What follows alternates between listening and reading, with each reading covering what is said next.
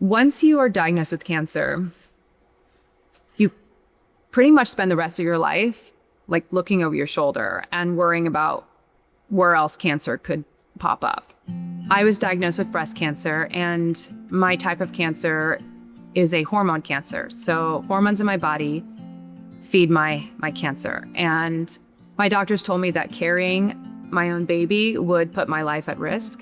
I knew that it would put my life at risk, but I loved carrying my son, and I really, really wanted to carry my next child.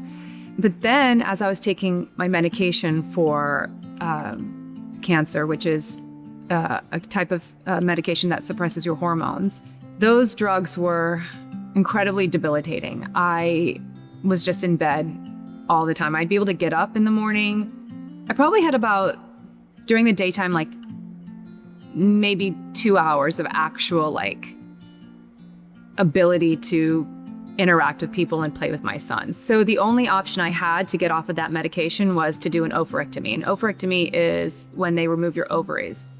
And because I was doing the ovarectomy already, I wanted to take out my uterus and my fallopian tubes, because once you are diagnosed with cancer, you pretty much spend the rest of your life like looking over your shoulder and worrying about where else cancer could pop up.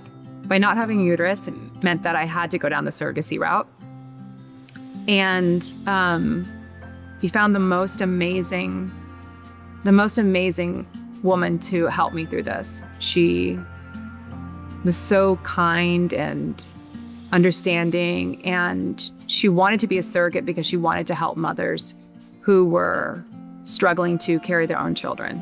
I think the most surprising part about the surrogacy journey was that the sadness I felt from not being able to carry my daughter really dissipated once all of my hopes and dreams were placed into this other woman, and I knew that she was really kind and cared so much. I just sat in my gratitude instead of living in any fear or sadness or concern.